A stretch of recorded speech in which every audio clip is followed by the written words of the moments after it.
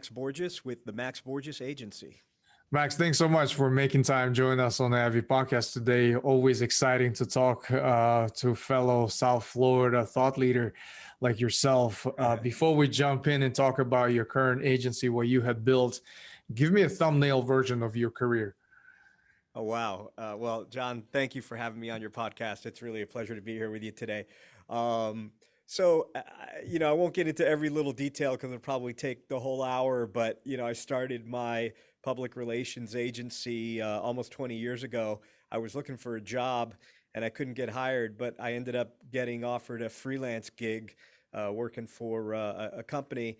And after a few months, I realized it wasn't taking all day, and I could probably get another freelance gig and start making some real money.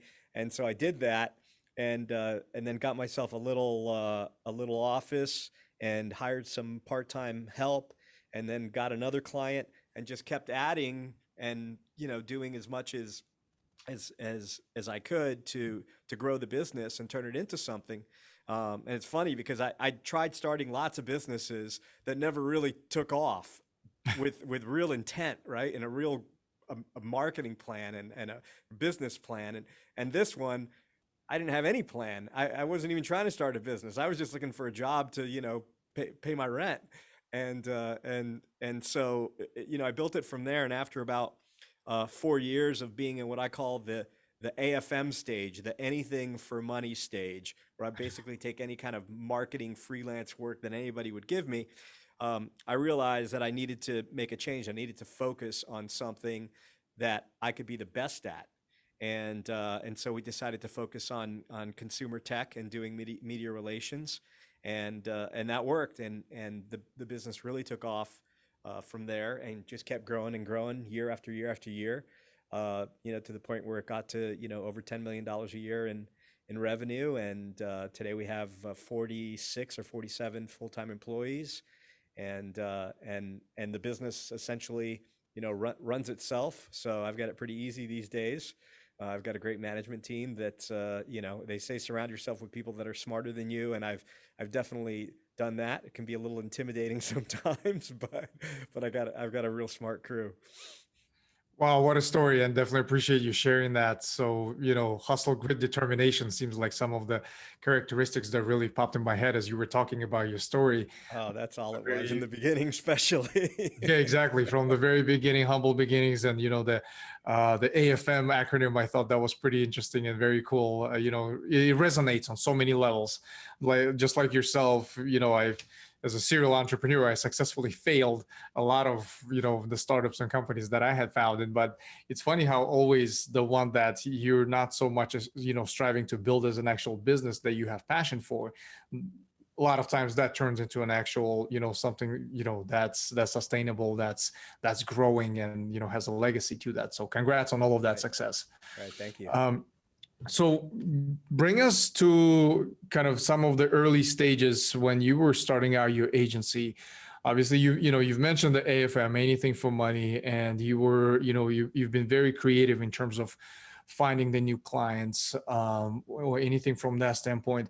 I talk to a lot of entrepreneurs, a lot of startup founders on a daily basis, and that initial traction to get the flywheel going is always one of the biggest challenges. Tell us a little bit about, if you were to give, the 21 or 25-year-old Max the kind of the advice based on everything that you know now, what would that be? What are some of the pitfalls to avoid? What direction would you give yourself? Yeah, a great question, and I'm glad that you brought up the term flywheel. Obviously, you read Jim Collins, so in the beginning, I think one of the key things that really helped me is identifying and acknowledging what my weakness was, and my strength is getting things started. The idea, and then just kind of putting things into action quickly without a lot of planning and without a lot of thinking. I tend to just kind of plow forward into things very, very quickly, and I can execute well. My weakness is that when I get about 80% of the way done, I get bored very, very quickly, and then I have a hard time finishing things. It's just very painful to finish things. And so I was very lucky in that my first employee, uh, his name is Corrado Amenta, who, by the way, still works for me. He's been with me now almost 19 years.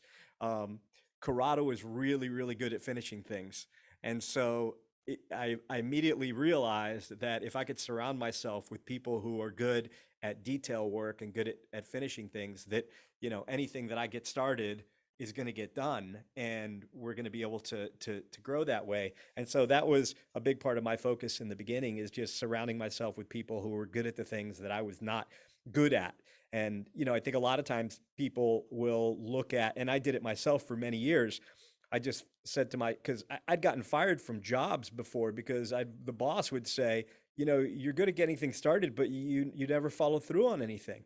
And they were right. And so I always said to myself, oh, I got to work on getting better at follow through. I got to work on getting better at follow through.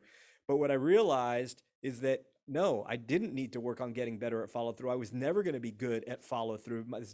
My brain doesn't work that way. I needed to surround myself with people who were good at follow through so I could get more things started and get them finished through my organization as opposed to just myself. And so I think it's really important. And I guess my advice to my 20-year-old self would be, figure out what things you can really improve upon and get better at, and figure out what things you're never going to be great at, and then work around the things that you're never going to be great at. Because I think a lot of people end up tripping up against their weaknesses for their entire lives and never reach the success they want to reach because of some one area that they just were never great at and are never going to be great at.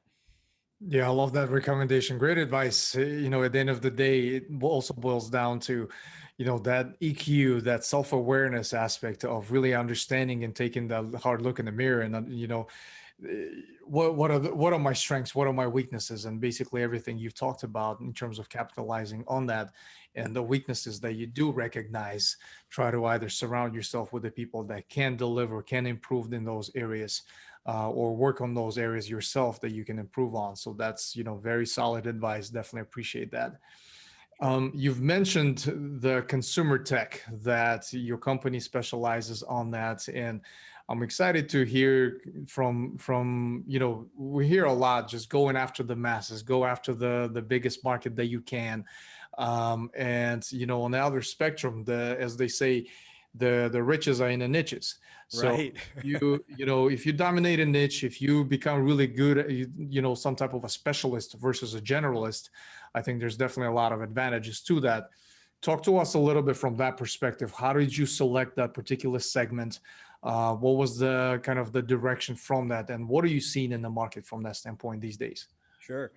So when I was in the AFM stage, the anything for money stage, we were working with a lot of different types of companies doing all kinds of marketing work, because I just thought, I have a marketing agency. We do marketing, right? Which is really kind of encapsulates everything. Um, and I was running around like a chicken with his head cut off. I think I had maybe 10 employees, and I was just going crazy. And I was happy because the company was doing $1 million a year in business. And certainly that was, a lot more than I dreamed of when I got that first freelance gig. But I wanted to grow, and I couldn't figure out how I was going to grow because I was already so busy that I just didn't feel like I had any headroom. And I happened to be reading three books, or had just read three different books that had a similar message. One was Jim Collins' Good to Great. The other one was Jack Welch's book, Great Straight from the Gut, and the other one was Rockefeller Habits by Vern Harnish. And all three books had the same message in them, and that's, figure out what you can be the best at. When Jack Welch took over GE, quite famously, he cut out all of the businesses in GE that weren't number one in their market, or they were number two and could be number one in the next 5 years. He cut out everything else. And by doing that, by focusing on their strengths, GE was able to have this incredible growth. And Jack Welch is one of the greatest, managers and CEOs of all time, based on that fundamental principle. So I asked myself, well, how can I apply that to my business? How, these are big companies. How can I apply it to my business? So I went home one night and I had a yellow pad, actually, just like this yellow pad here, and sat at the kitchen table. And I made two lists. I made a list of all the clients that were happy and that weren't requiring my time because my team was handling the work from top to bottom. And then a list of all the clients that I was getting sucked into that were requiring my time, that the team was coming to me with problems or whatever it was. And what I found was the first list, which was thankfully the longer list, it was about 70% of our clients, were all consumer tech clients. And the other 30% were a bunch of different things, just kind of a mishmash. And I realized if I just focused on the first 70%, I'd have almost nothing to do. And what that meant was, because I wasn't looking to have nothing to do, I was looking to free myself up to do more business development, focus more on hiring, focus more on applying systems and processes to our what we were going to do. And I also realized that if we just focused on that first list of consumer, because they were all consumer tech clients, that we could over time become the best in the world at PR for consumer tech companies.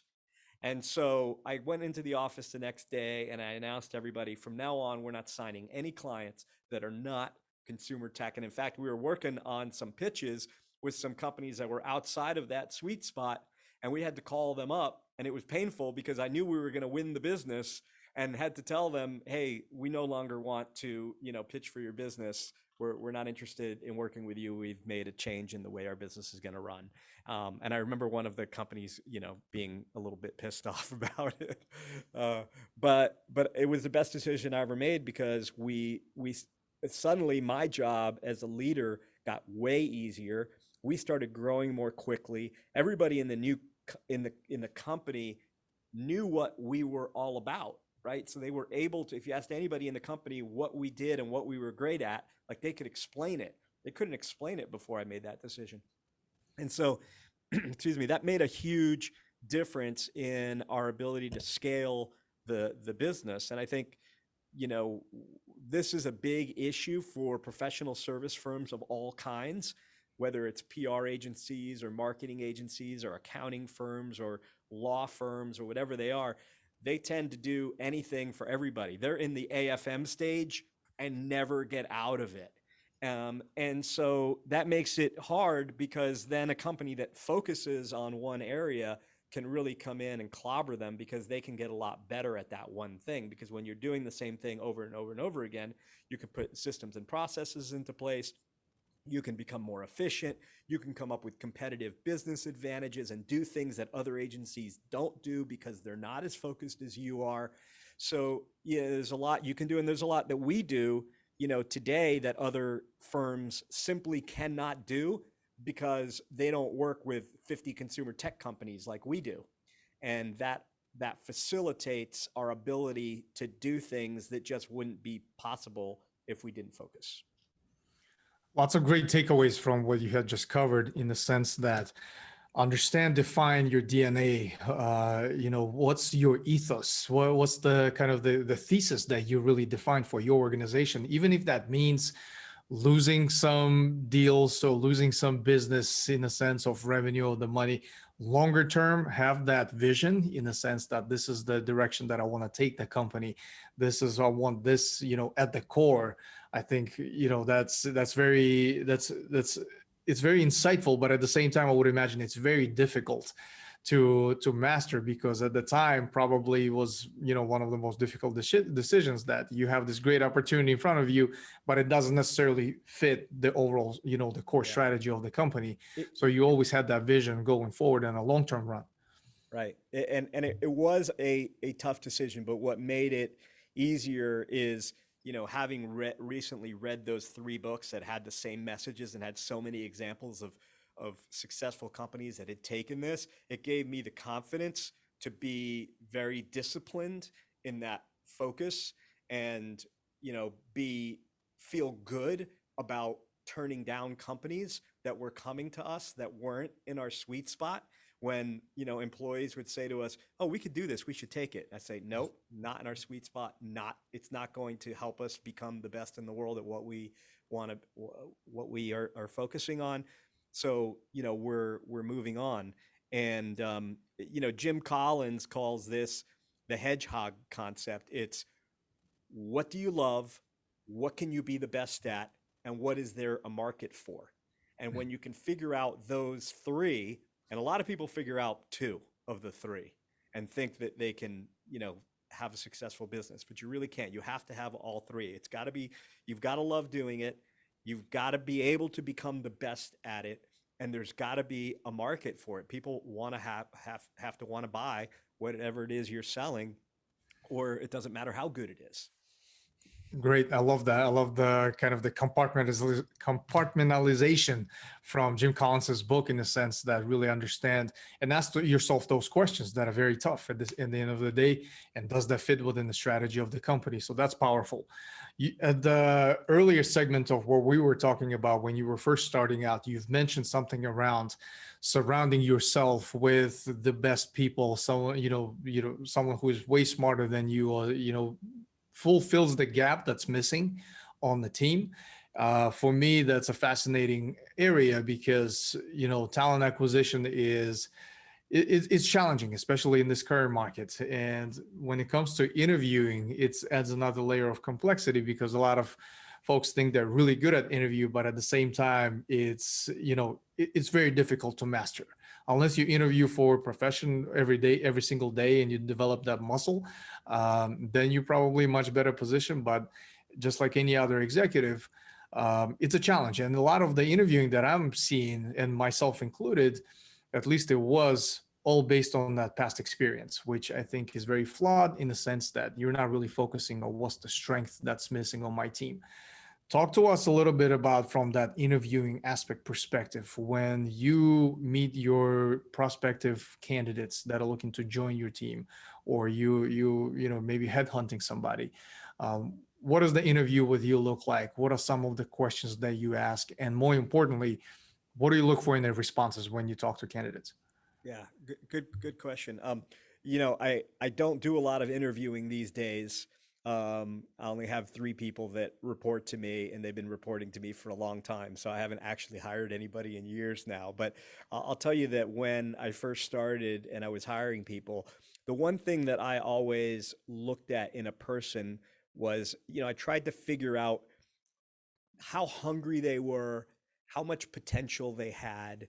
Um, I didn't really worry too much about what they had accomplished up until that date. I worried more about what I thought they could accomplish in the future.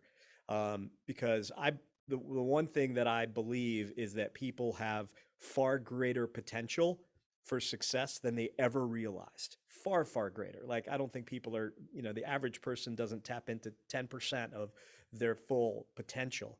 And so if I can find somebody who's hungry and who's willing to tap into that potential, and I can help them tap into that potential, then I can help them be their greatest version of their self.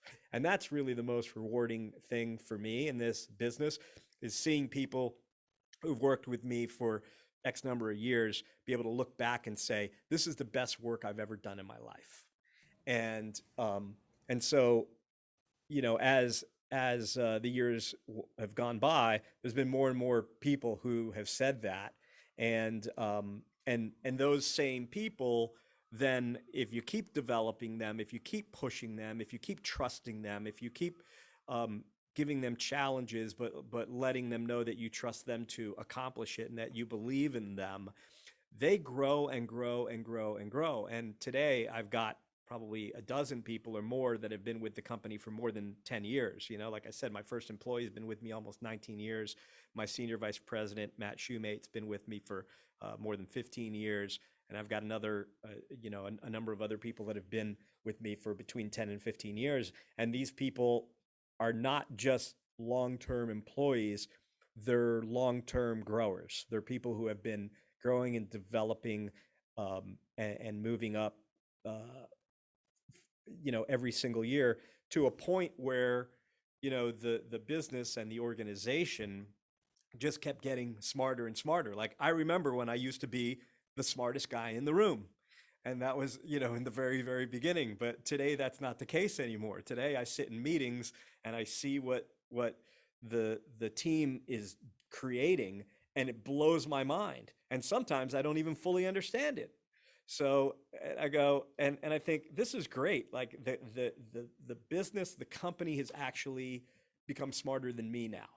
And that to me is a great feeling, because that's always what I wanted to do. Is I wanted to create an organization that could run itself, and one that was smarter than me. And I think that by believing people and giving them the running room, giving them the incentive financially, giving them the hope for the future, giving them opportunities to grow and develop in their careers so that they could feel like they're moving somewhere. All those things amounted to people accomplishing, the greatest work they've ever done. I love that leadership mantra almost that, unfortunately we don't see that a lot these days, in the sense that as a CEO, the founder of the company, you strive to develop, an organization or build a system in place that can run efficiently without you there. Because in my book, that means success. But Right. unfortunately, I see a lot of CEOs or a lot of leaders that are so hands-on and want to be involved in every little aspect, every little thing of, that goes on in operations, that really almost handicaps the organization in that sense. And it's just, I love what you're talking about from that leadership perspective, that we could probably talk about it for the rest of the episode. But I want to move on a little bit to something that you've been referencing all along, some of the quotes from the books that you have read, some of the, key takeaways from the readings that you had done, which, by the way, you beat me to the punch, is usually the last question in every episode. But regarding the book that you had written, which I understand is the compilation of some amazing quotes. Uh, that's right. How to be a fantastic. And for the audio listeners, we'll reference the link to the book where you guys can find it. Tell us a little bit more about that. What are some of the, what was the motivation behind putting that together? And last but not least, what's the kind of your favorite three quotes out of that? Sure. So, the motivation behind it was really kind of led from the fact that I'd had so many mentors and so many books that I've read, and so many things that I've learned over the years that I applied to my business that I felt made it exceptionally successful. And I wanted to share that. And, one night I was just sitting on the sofa, watching something boring on TV, and just started typing some quotes into my phone.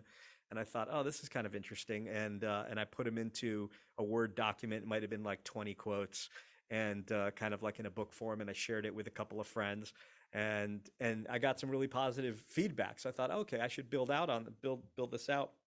So I spent the next year, just as I was going through my day and dealing with various different challenges, or work, things around the job. And and a quote would come up, and I would write it down, and I would just kind of keep track until had about 120 of them. And I felt like these quotes really cover the majority of philosophies that I hold and use in running my business and my life successfully. And I thought, I should put this into a book. So that's what I did. And yeah, there's a few in here that stand out for me. One of them is overpromise and over fucking deliver. And a lot of people say underpromise and over deliver. But I say over promise and then over fucking deliver, because that's kind of what we did in the beginning. When we first started the firm, we didn't have a lot of experience. And, when we talked with a client and said we were going to do something, we weren't 100% sure that we could do it, but we were going to work our butts off to deliver on whatever promise we made. And so, a lot of people will use that term, fake it till you make it. And I think it was like, fake it, but then work really, really hard so it's not fake. And that's exactly what we did. And sometimes that meant working late at night and working on weekends to deliver, but we knew we had to deliver on those promises, because if we didn't, we weren't going to keep that business. We weren't going to be able to leverage that into getting more business. So it's really about not having the fear of making a big promise. You know, you've got to be fearless in making those big promises and knowing and not being afraid of the work and knowing that, you know, through hard work, you can deliver on big promises. Well, that's great. Great recommendations and some amazing quotes. Absolutely. Definitely going to make a note of that for myself. So that's very interesting. So from a standpoint of those entrepreneurs or those are looking to start their own marketing agencies or PR firms, share some of the lessons learned throughout your journey in terms of you giving that recommendation for those entrepreneurs looking to build their own companies that are similar to yours or in that space. Yeah. What are some of the things to look out for? What would be your best advice? Yeah. Well, the first thing you got to figure out is because most people who start a professional services firm, whether it's a PR firm or an advertising firm or an accounting firm or a law firm, um, they do it because they're good at doing the thing that the firm is going to do, right? They're good at PR, they're good at law, they're whatever. But what you've got to decide is, do you want to be a practitioner? Do you want to be the freelancer, or do you want to be a business owner? And that's two very different things. A lot of people will get into the business because they like providing the service, but you have to, if you're going to grow a business and scale it to dozens of employees and millions of dollars in revenue, you have to look at it as, you're building an organization, and you have to find ways to step away from doing the day-to-day client work and hiring, training, inspiring, leading people to do great work for your organization, so that ultimately what you're getting is 1 + 1 = 3, right? Where you have a number of people where the sum is greater than the total is greater than the sum of its parts. And that happens by hiring the right people, putting them together, and giving them the right tools and the right inspiration to do great work. So I think that would be the first thing is, you know, decide that you want to grow a larger business. And then the second thing is, you're probably going to have to spend some time in the AFM stage while you're looking for what your area of focus is going to be, because you won't really know for sure until you get out there and you start doing it. Fortunately, if you do things right, you can make money in the AFM stage. It's not like you don't have to borrow money. You can build a professional services firm with no money. I've never borrowed a penny ever in 20 years, and never had credit card debt. Always paid the credit card. I just, everything I did was from cash flow, because with a professional services firm, as long as you're not, you know, I mean, there's really nothing you need to buy when you started. I had a laptop on my kitchen table, so I didn't spend a dime to start the business. And then when I finally got my first little office, it was small enough and it was shitty enough and cheap enough that I was able to pay for it with the money that I was making. And so I think that um, it's important to be in that AFM stage, to not get yourself in debt, and to use that opportunity to find what the niche is going to be, where the riches are. As you said, the riches are in the niches. And I think that that's ultimately what you're looking for.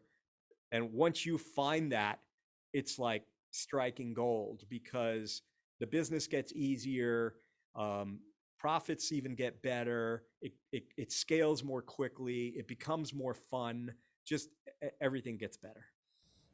That's great advice. At the end of the day, keep drilling for that oil. You'll hit the oil eventually. Don't Absolutely. deassemble the rig, because at the end of the day, if this is the direction you decide to go, keep pushing forward. So very powerful advice. Max, last but not least, what's the kindest thing that anyone has ever done for you? Oh my God. That is a hard question to answer because there's so many things. I think one of the kindest things anyone's done for me is it was a person named Tony Van Veen, who's still a dear friend of mine, and he was my first freelance gig, and stayed on as my client for more than 5 years.